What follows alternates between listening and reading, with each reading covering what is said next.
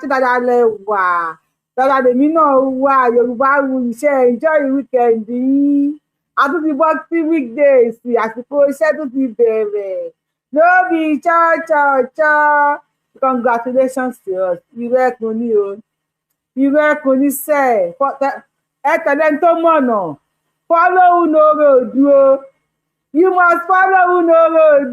Congratulations to us. Oríire. Don't be by mouth, yo. Don't be by ọmọge 5 million. Oh, God. Na so the love reach. Bí fẹ́yìn ṣe tó lélẹ̀ ọmọ Yorùbá, congratulations. I love you guys. Mo nífẹ̀ẹ́ gbogbo ọmọ Yorùbá pátápátá. Wípé everybody àwọn èèyàn wọ́n fi ẹ̀mí wọn lélẹ̀. Àbúrò rẹ̀ ní sẹ̀mí ẹnì kankan nínú wa wípé ilẹ̀ Yorùbá yìí a gbọ́dọ̀ gbà ni a gbọ́dọ̀ gbàdọ̀ Yorùbá sí wa ní o na we get am o a gbọ́dọ̀ gbàdọ̀ Yorùbá wa padà ní o ó ga ọmọ Yorùbá lórí ṣọ́ṣọ̀ṣọ́ o Iruekun ní lọ́tún lósì níwájú lẹ́yìn ní everywhere nísìnyí Iruekun ó lápá bàjẹ́ ẹ wo tó bá ń gbọ́ ó ti yapa.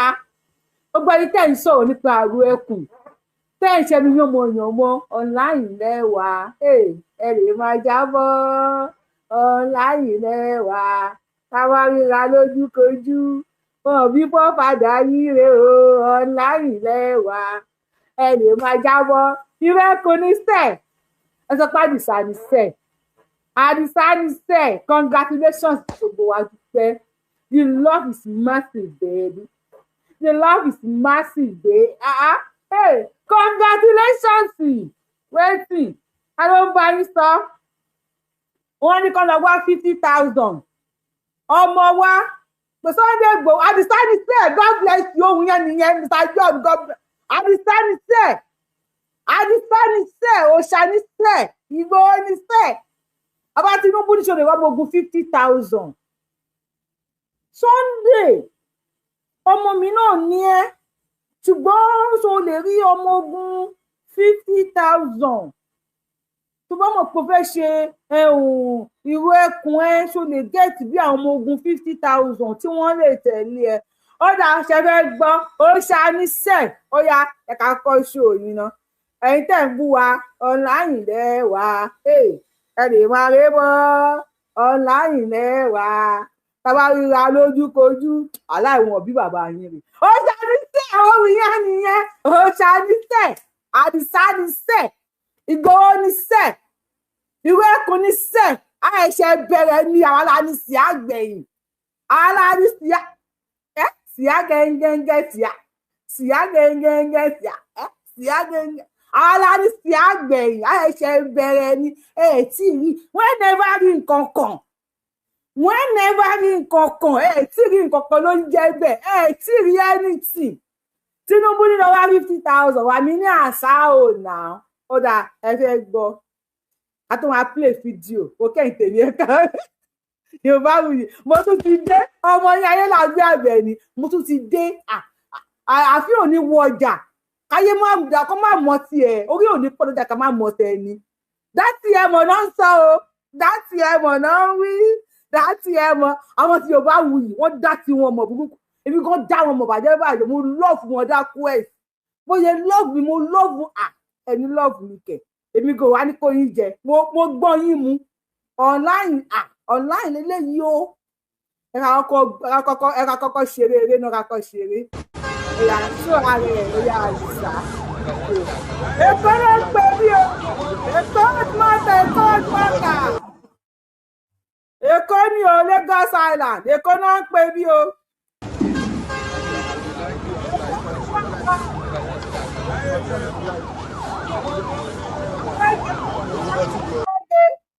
Ààrẹ èkó náà ń pè mí o ààrẹ wálé ààrẹ pẹ́ńsì ni mà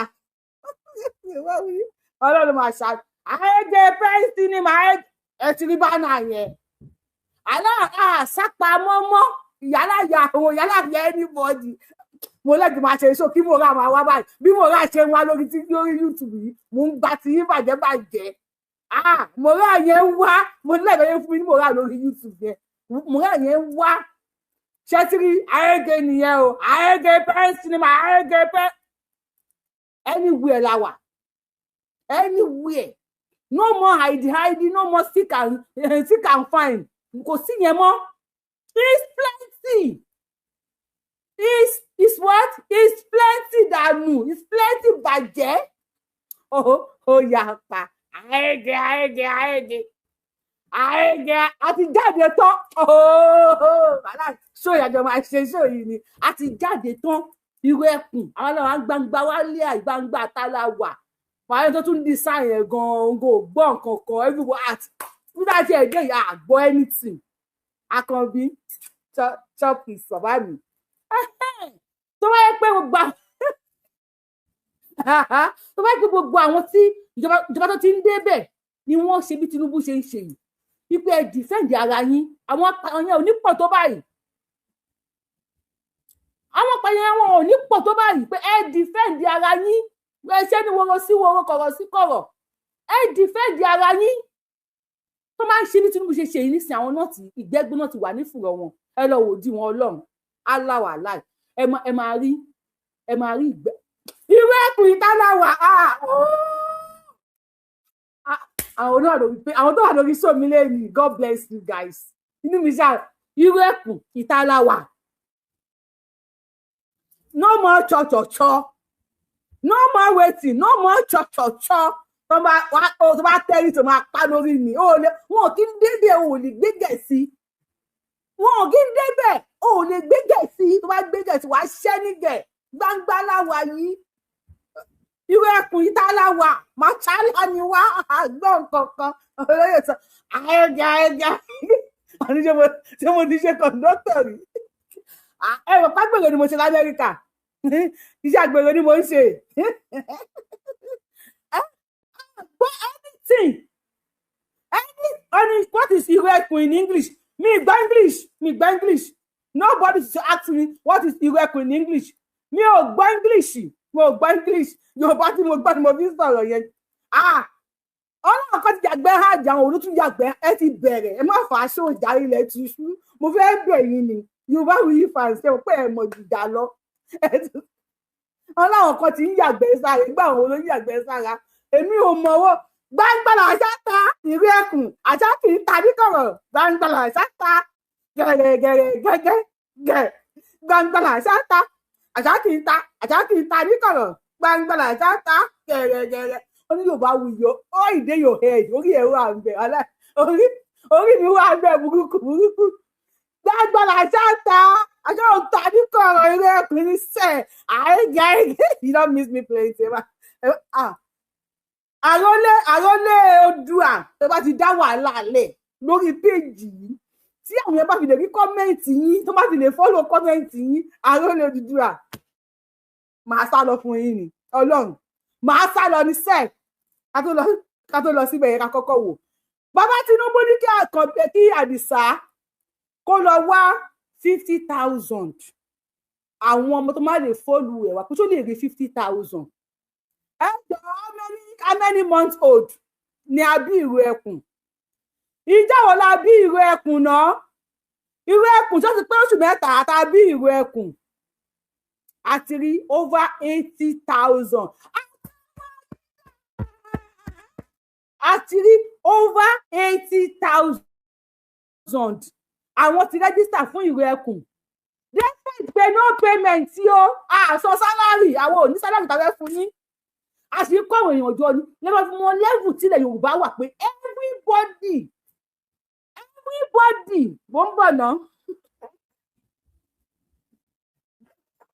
yẹ gbẹ́rẹ́ sí bíbí everybody ló fẹ́ defend ilẹ̀ Yorùbá táwọn kan bá ní Yorùbá ọ̀tẹ̀ àtàbòsí yíkan Yorùbá ọ̀tẹ̀ àtàbòsí kò sábòsí kankan orí everybody ń gbóná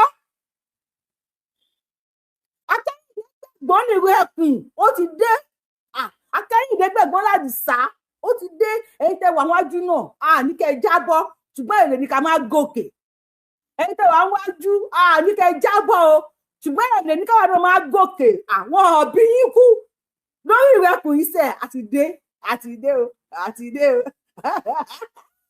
olóyèdè aláyẹ kì í ṣe èèyàn dáadáa ẹ̀yin Yorùbá wí fans kì í stop ká tó go deeper Kwara State tani àmàwá abanijẹ́ ṣe bá ní wá o à ń bọ̀ o ìrètí a kò lọ́nà ló jẹ́ àpẹ́ ní Kwara State wọ́n ṣe bá ní wá o à ń bọ̀ o ìrètí a kò lọ́nà ló jẹ́ àpẹ́ Iruekun ní Kwara State wọ́n ṣe bá ní wá o à ń bọ̀ o ìrètí a kò lọ́nà ló à ń bọ̀ Kwara State na wetin dey go nílẹ̀ Yorùbá àti àǹtí àmọ́ Fúlàní tó ń sọ mo sọ fún yín jọ́ kìíní àná mo ní mo kọ́ra máa sọ lórí íńtánẹ́ẹ̀tì oromọ́dí àwọn yẹn ò máa wòdì bàbá wọn tó mọ àṣà tó ń jẹ́ Sunday Igboho tó mẹyẹ burúkú abìyẹ́ bàgẹ̀bàgẹ̀ wàhálà wọn ò ní gbé gẹ̀ẹ́sì wọn ò ní sọ táwọn ọmọ yẹn ń sọ mi sọ fún yín jẹ́wọ́ sọ́ńbẹ́ẹ̀nì lórí ilẹ̀ wa kíní bọ́sì kíní sí bíbí.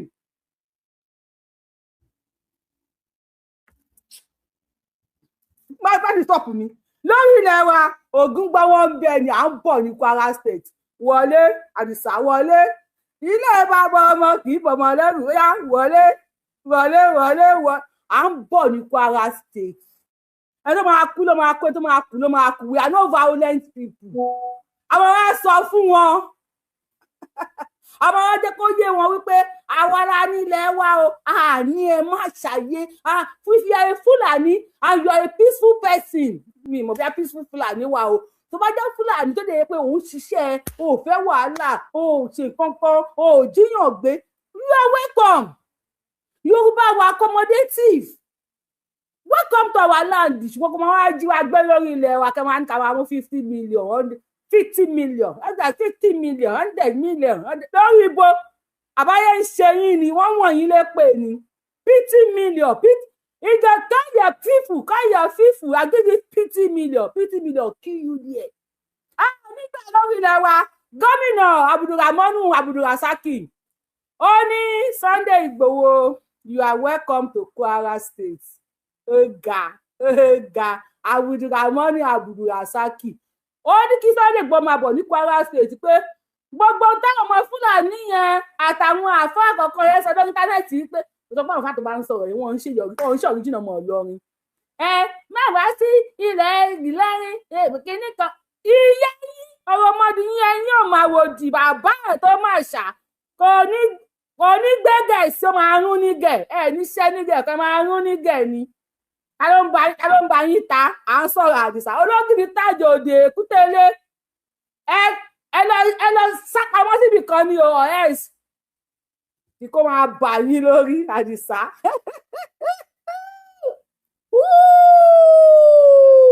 àtàwà jó fún wa kọ́kọ́ jóná Àdìsá o bọ́ jọ sí mi.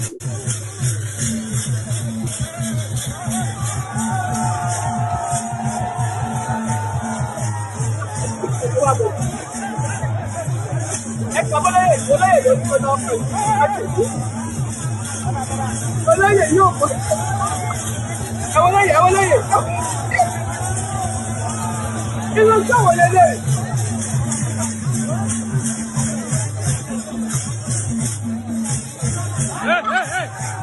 Àwọn olóyè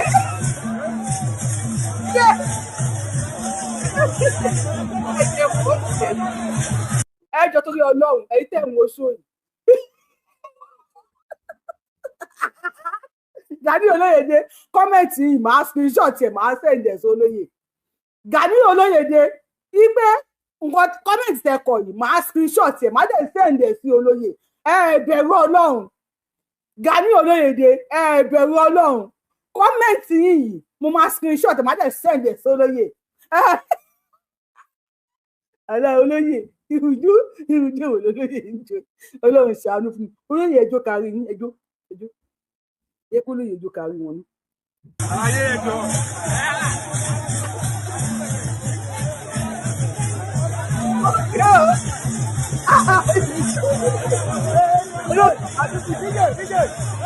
Olóòjọ́ kí mi lọ́wọ́.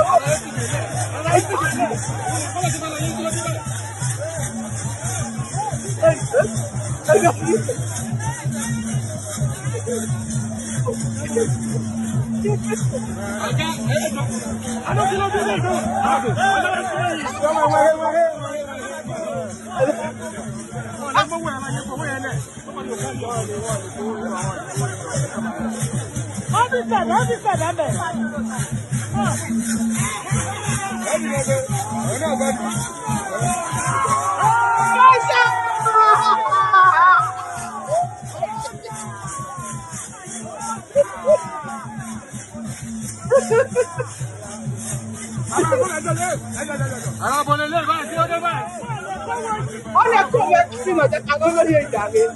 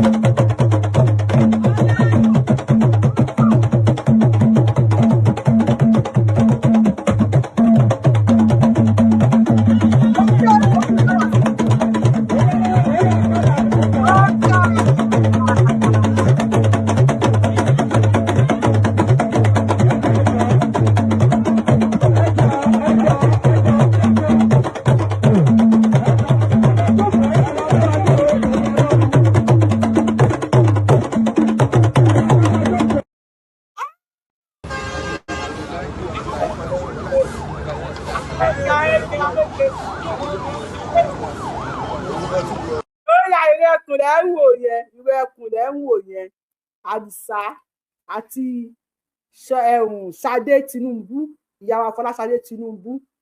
Èkó onígbàgbàkúgbà, Èkó ti gba Iruekun. Kwara State ti ẹ má bú mi, tẹ bá bú mi wàhálà máa bú olóyè, tẹ bá ti bú mi máa bú olóyè náà jó mi butterfly. Wàhálà tó yẹ pé mi ni mo jó bẹ́ẹ̀, mo mọ̀ pé ẹ̀yin fáǹsì mi ẹ ti máa bú mi. Ẹ bá mi bú olóyè, mo bẹ̀ yín. Ẹ bá mi bú olóyè, ẹ bá mi bú olóyè ò mọ̀ jó. Tó yẹ pé mi mo lọ sí pàtí tí mo wá ṣe bẹ́ẹ̀ yẹn sì, mo mọ̀ pé èébú lẹ máa bú olóyè. Ẹwùjọ tó lóyè ń jó yet ẹ ń kọ we love him like that, we love him like that. Why will you love him? Ẹ ń love èèyàn tí kò mọ̀ jó, ẹ ń love èèyàn tí kò mọ̀ jó. Ẹ bẹ̀rù Ọlọ́run ẹ̀yin fáǹsì mi. Wàhálà olóyè ti yà ń kan olóyè, mo fẹ́ lọ fi yín gba pààrọ̀. Ẹ jọ ọdún ẹ fẹ́ gba olóyè mo fẹ́ fi yín gba pààrọ̀ because ẹ ti ya bó owó mọ́ mi lọ́wọ́ ọ̀rọ̀ yín gò yé mi tí mo ti pàdé yín ní ìmọ̀. Olóyè ti ya ṣóbógì, mo lè ya ṣóbógì ràn, olóyè ti ya ṣóbógì ràn. Ẹni tó jọ̀wọ́ wá lélẹ̀ ogun gbọ́ olóyè olóyè somebody need to call you to attention. Àwọn ọjọ́ tẹ bá ń jò yìí àwọn èèyàn níjọ akọni ni mo fẹ́ bú yín, mo dẹ̀ ń wá sọ̀pọ́tà àwọn tó yẹ kó sọ̀pọ́tì ni wàhálà èébú náà ń bú mi ní comment section. Olóyè mo fẹ́ bú yín, mo ń wé tó máa sọ̀pọ́tì mi, má ti ní ẹ̀kọ́ sọ̀pọ́tì ní ṣàjọ máa bú yín dáadáa, ṣùgbọ́n àwọn tó yẹ kó sọ̀pọ́tì ni wọ́n ní ijó akọgun ni, àwọn kan ní ijó Oòduà ni, àwọn kan ló dá bẹ́ẹ̀. Òun náà wíjà ń kọrí best dance, ṣé best dance nìyẹn? Best dance nìyẹn. Ẹ máa bẹ̀rù Ọlọ́run díẹ̀díẹ̀, ẹ yé máa parọ́, ẹ máa bẹ̀rù Ọlọ́run díẹ̀díẹ̀. Ẹ wojọ́ ijó àwọn jagunjagun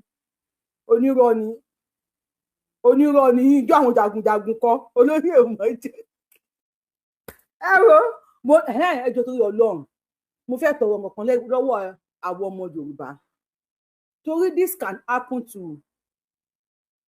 anybody. Àṣàkẹ́ TV show, mo rí péèjì ẹ̀, mo rí pé views tó wà lórí péèjì ẹ̀, mo rí pé kò tó nǹkan kan. Though I have sent her message, I have called her and she called me back. Mo miss call ẹ̀, wọ́n tó pè mí táì tó fi pè mí yẹn mi ò sí nára láti lè speak a call. Àṣàkẹ́ TV show gbogbo wa la mọ ipa tí ọmọbìnrin yẹn ti kó nínú Yorùbá nation, nínú ìjàngbara tá à ń ṣe. Gbogbo wa la mọ ipa tí Àṣàkẹ́ TV show tó kó. I have not been able to talk with her, but gbogbo ọmọ Yorùbá tẹ́ ń wò mí, what happened to Àṣàkẹ́ TV show can happen to me, Yorùbáwùyí, can happen to anybody. Then ẹni tó bá wá ṣẹlẹ̀ sí láàrin wa, how do we pay back? Ṣé a máa gbàgbé onítọ̀hún ni? Because I have seen that many people have forgotten about Àṣàkẹ́ TV show. Ó ní ipa tó kó nínú Yorùbá nation, nínú ká mú ìròyìn wá fún yín. Àṣàkẹ́ TV show gbòógì ni nínú ká sọ̀rọ̀ bó ṣe ń lọ. Àṣàkẹ́ TV show gbòógì ni ẹ̀ ń sọ pé mi tí ì rí bá sọ̀rọ̀, ṣùgbọ́n mo rò pé tó ṣẹlẹ̀ sí Àṣàkẹ́ TV show ó lè ṣẹlẹ̀ sí anybody. Wọ́n padà wá ṣe investigation, wọ́n ní àwọn kan ni wọ́n lọ report page ẹ̀. So ó dàbẹ̀ ní pé wọ́n ṣe sí page mi. Ẹ̀yin èèyàn wa tẹ́ ń wò mí, ẹ bá wa type Àṣàkẹ́ TV show lórí YouTube yín. Ẹ bá wa lọ follow ẹ̀ padà. Gbogbo ẹ̀yin tí ẹ ti follow ẹ̀ tí ẹ wá rí page ẹ rí show ẹ̀ mọ́, ẹ wá wa kò dábẹ́. Definitely tó máa gbé show Yorùbáwùyí náà lọ, tó gbé page mi náà lọ, ẹ ti sọ di pé a rí ẹ̀ là ń pè ẹ̀, tábà rí ẹ máa pẹ́ lómi. Yes, ẹ ń wo Yorùbáwùyí, mo like bẹ́ ṣe ń wo Yorùbá, ẹ ń wọ́dà program, mo like ẹ̀. But Àṣàkẹ́ TV show tó ti ṣe dáadáa sínú Yorùbá. Èmi fúnra mi gan ní àná mo ṣe wá follow new page ẹ̀. Ẹ jẹ́ ká lọ follow Àṣàkẹ́ TV show lórí YouTube. Ẹ má jẹ́ kí God bless you for doing it right now. God bless you. Gbogbo ẹ tẹ́ bá mi lọ subscribe sí YouTube Àṣàkẹ́ TV show. Ó ṣe gudugudu méje yàyà mẹ́fà nínú ìjàgbára tá a ṣe yìí. Ṣé wá rí ẹ̀yin tó yẹ pé tọ́rọ̀ bá ti kan ọ̀rọ̀ láàrin àwọn àtàjẹjẹ Yorùbá síra wa, because ọ̀rọ̀ tí mo gbọ́ mi ò kí ń dájọ́, tó wọn agbẹ́jọ́ ẹnìkan dá àgbà òṣìkà ni.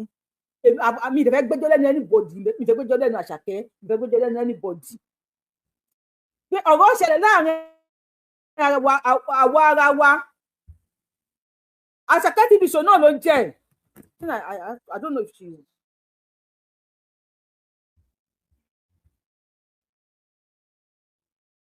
Ọ̀rọ̀ ṣẹlẹ̀ ní àárín àwa ara wa. Ẹ wá lọ ń report page èèyàn, ẹ lọ ń gbé page èèyàn wálẹ̀. Ẹ̀yin tó ara yín ẹ wicked ìjàwó olóṣèlú lọ o. Definitely tó lọ máa fi ẹ̀mí Àṣàkẹ́ fún yín, ẹ máa gba ẹ̀mí ẹ̀. Tẹ́ bá bá mi dánwó ẹ̀ wò, wàhálà ara máa pa yín ni. Ara ó máa pa yín. Tẹ́ bá bẹ́ẹ̀ I am calling now, maybe ó wà níbi iṣẹ́. Tẹ́ bá bẹ́ẹ̀ mi dánwó ẹ̀ wò, ara máa pa yín ni. Kò kí ń sọ̀rọ̀ lérí. Because ẹni tẹ́ mú péjì èèyàn tẹ́ gbé wálẹ̀ tẹ́ bá pàdé ẹnìyẹn lè pa. Kí ẹjọ́ fún ọ̀rọ̀. Ẹjọ́ kọjọ́ fún ọ̀rọ̀ láàrin àti bí ó wà níbi iṣẹ́ kò gbé kọ́ mi. Ẹ kọjọ́ fún ọ̀rọ̀ láàrin ara yẹn lọ rìpọ́ọ̀tì péjì. Ẹ bá rìpọ́ọ̀tì péjì tèmi wò.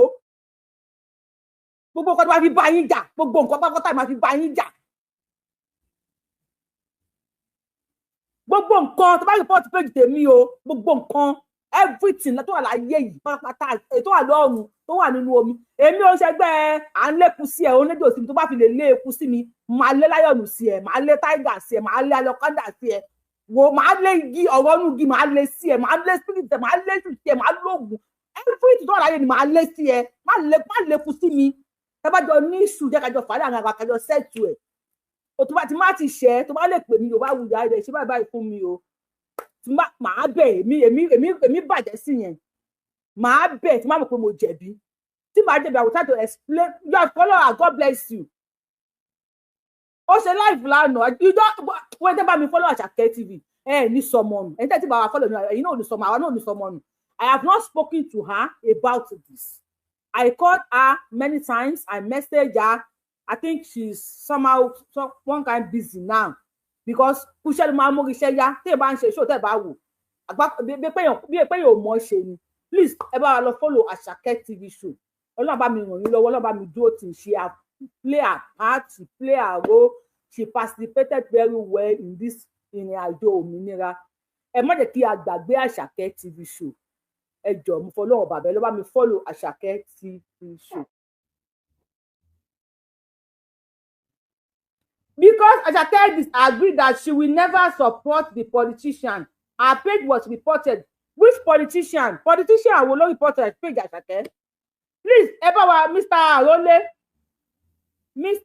Where is she? She is doing show. Asake is doing show. Asake TV show, she is a show. But people are not seeing her show. I think she just opened another page. Ẹ má bẹ̀ mí dánwò wo èmi ò mọ̀ gbogbo nǹkan ni ma wo tó bá lọ report page mi màá report ayé ẹ tó bá report page mi màá report ayé bá flag page màá flag ayé ẹ. Why tá ṣe báyìí àwọn olóṣèlú tó lọ jí tó ẹ kò bá ti ṣàwọn ẹ lọ arrest ẹ wọ́n lọ tì mọ́lẹ̀ definitely then go máa di olóṣèlú ẹ máa ṣe nǹkan tó máa worst jù bẹ́ẹ̀ yẹn lọ. You don't have to do that. Asake, if you are saying this show or maybe this show is sent to you later, just know from Yorubawuyi, I am sending you kisses, sending you love, sending you in English. Won't send you. My heart is with you. My heart is with you. Trust me. Mo rí pure Asake, orí mélòó lórí náà, bóyá 11 people. Asake, no. We don't have to do that. We don't have to. Asake TV show, Anati, Professor search fún.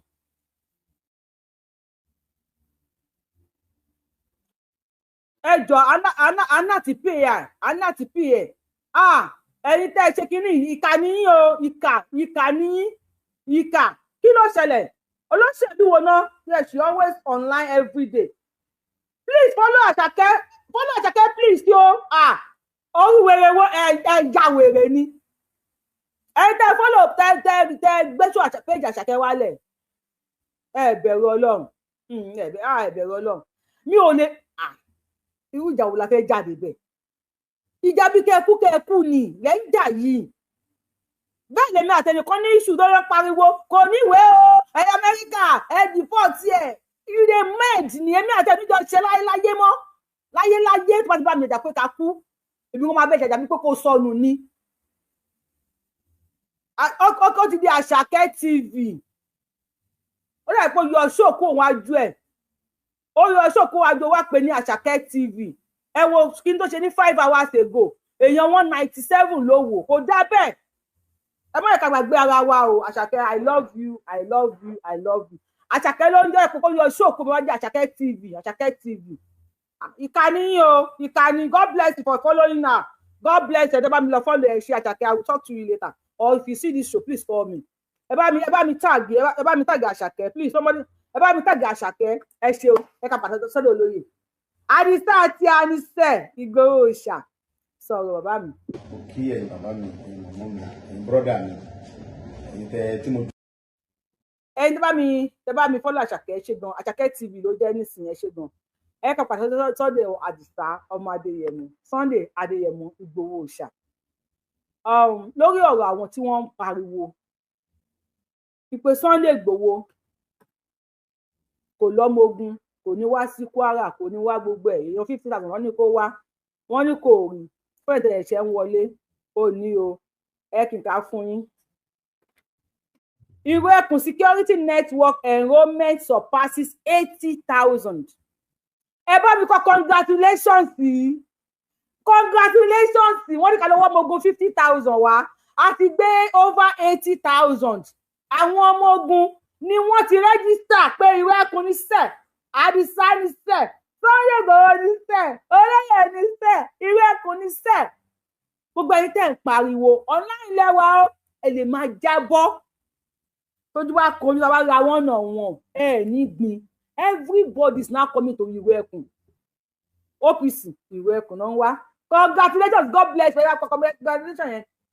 God bless you, Mr. Abiodun. OPC Iruekun ni wọ́n wá. Àmọ̀tẹ́kùn àmọ̀ gbogbo ẹ̀. nobody olórí la máa ń wárí fún. God bless you everybody before you God bless you olórí la máa ń wárí fún. Sunday Igboho ni everybody ń wárí fún sí. Add me 80,000 plus 1 ó dà pé tí n bá fún yín ní blow lẹ́nu. Iruekun. Old boy, go to you, give us Yoruba nation. Is Iruekun our destiny? Old boy, máa gbá yín lẹ́nu.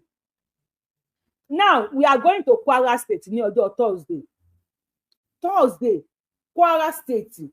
Governor Kwara State, Abdulrasaq Abdulrahman, ó ní kí Iruekun máa bọ̀ ní Kwara State.